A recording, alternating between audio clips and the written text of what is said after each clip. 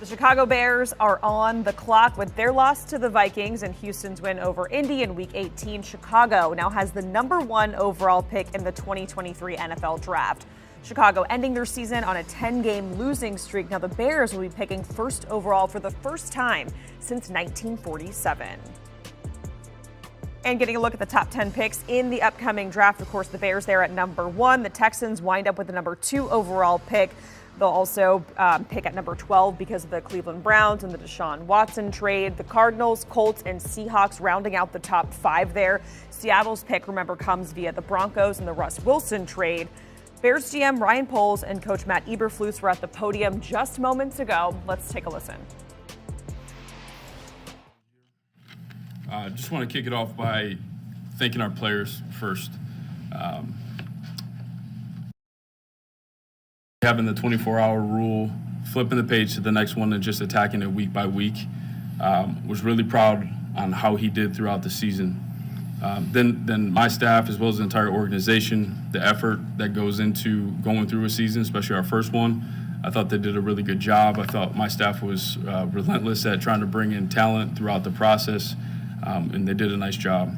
And then to the fans, I was blown away this season at the stadium, around town, at restaurants, with the amount of understanding that they know with where this organization is and where it's headed. I appreciate their patience. I know they've been waiting a long time to sustain success for a long period of time. But I thought it was really cool to just meet a lot of people that understood where we were going and what we're trying to do and what we're trying to accomplish.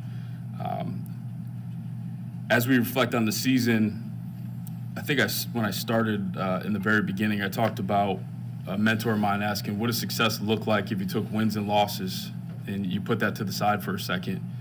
And I did that, and it was really about the foundation that we built this year. I was excited about that. I was excited about the progress that we made. I think two things can be true, too. I think you can be disappointed in the losses, right? That's not what we're here to do. It hurts. I joked earlier, it feels like part of your football soul gets ripped out when you got to do it over and over and over again. But the resilience that this organization showed was outstanding.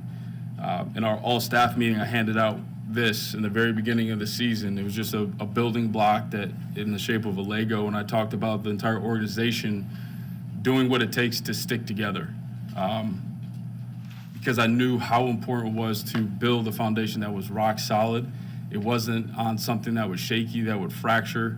And that really, everyone bought into that, and I was excited about that. I know that we're in a healthier situation now than we were before, and we're excited about where we're going. Now, what does a foundation look like? I've heard that question in here a lot throughout the season. That's discipline. I thought we were one of the least penalized teams in the league. The bond I talked about in the locker room, sticking together. As a GM and a head coach, you worry about, through adversity, the locker room starting to fracture, people being selfish. And that was never the case. There was no finger pointing. The guys bought in, they had fun with each other. Experience. We led the league in rookie snaps by almost 1,000. That's going to pay off for us in the long run. Those guys, if they're starters, the game's going to slow down for them. If they end up being rotational players or backup, when their number's called, they're going to have game experience and be able to be successful through that. Toughness, that stood out to me. I can't tell you how many coaches from the teams that we played called the next morning, or GMs that said, you can feel your guys on tape. You can feel that the way that they play it the right way. Keep doing what you're doing. You're on the right path.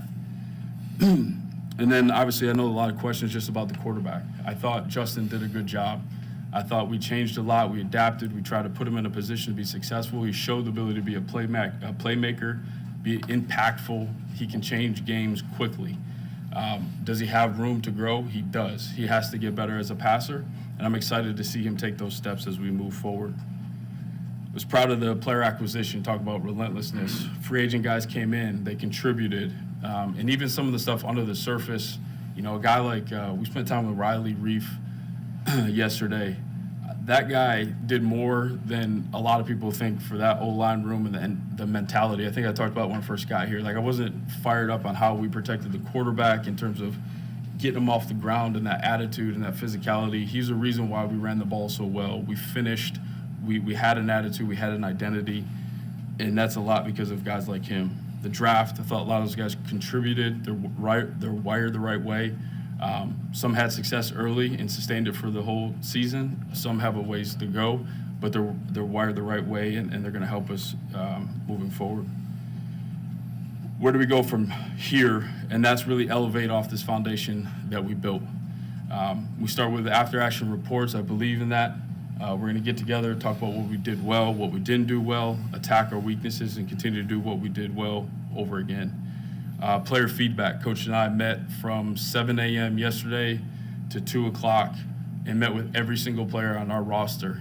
And we spent a lot of time on our coaches, our position coaches spent time talking about how guys have to get better for next season. But we want to feedback on where we have to be better as well.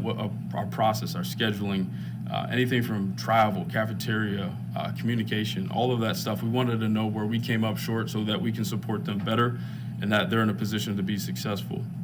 And then we're going to identify needs. What do we need? Where are the holes in the roster? And then we're going to attack them with the same relentlessness that we did this past season. Obviously, we have a lot more resources, so I'm excited to do that. But we got to stay sound in free agency. I know everyone's talking about how much money we have, and we're just going to go crazy. We're going to be sound so that we get the right players in here and we get good value.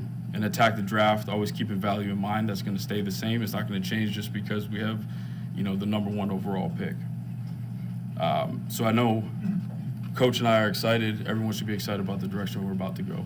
I'll open up to questions. Ryan, given your vision and given all the resources that you just mentioned that you have, what can you accomplish this offseason, and realistically, how much can you get done? Yeah. I don't know if I can answer that specifically, but I can tell you that we have flexibility. We have flexibility where if there's opportunities where we can, turn that into a lot of players that come in to help us, we can do that. If it's staying put or really being selective with certain people, we can do that as well. So I know our expectation is that we move the needle to be more successful. We can win some of these close games and bring in guys that can impact this football team. Right. On that note, on Dan's question, how pivotal is this opportunity this offseason? Is this what you've been waiting for the past year, as you've been doing cleanup and tear down, and now you have the chance to really do what you want? I'd say the approach is the same. We're going to evaluate the players. We're going to put them in certain value buckets, and then we're going to attack it and get as many good players in here as possible. I don't think, I think you make a mistake and say, this is it. No, we're going to approach it the same and be consistent so that we make sound decisions. Right. But do you plan on Justin Fields being your starting quarterback next year? Yeah, we had good conversations. I'm excited for the direction he's going, and as I mentioned before, he knows where he has to improve. I think you mentioned that the other day.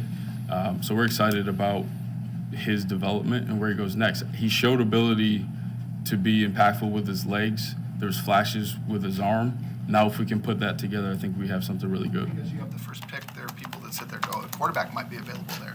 You're saying Justin's your guy. Well, we're going to do the same as we've always done. We're going to evaluate the draft class, and I would say this, I'd have to be absolutely blown away to make that type of decision. Ryan, specifically, do you want to see Justin Fields get better as a passer? Yeah, just as a passer, just for things to slow down mentally and then be able to react and anticipate quicker. Obviously, with that, we also have to continue to build around him so that he can do that consistently as well. What did you learn about him, just watching him kind of develop as that leader of this offense? Yeah, resilient. A guy that has ownership, he has growth mindset. The amount of time that he put in with the coaches to continue to get better. The guy is hungry to be successful in this league. What was your evaluation of your early evaluation of the free agent class?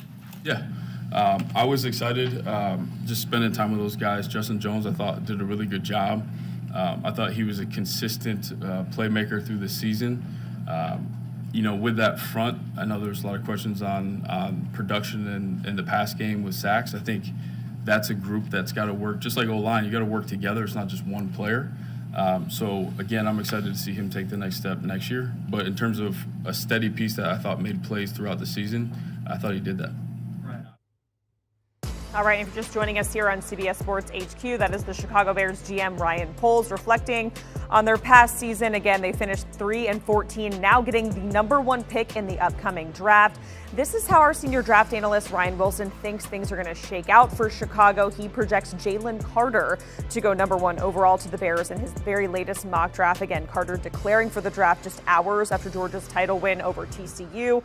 Ryan also has Bryce Young going #2 overall to the Texans, and then Will Anderson Jr. also from Bama there going 3 overall to Arizona. Do you want a sports network that delivers everything that matters about the game? The highlights, the picks, the instant analysis, no yelling, no fake debates, no politics. Hit the subscribe button and never miss a moment.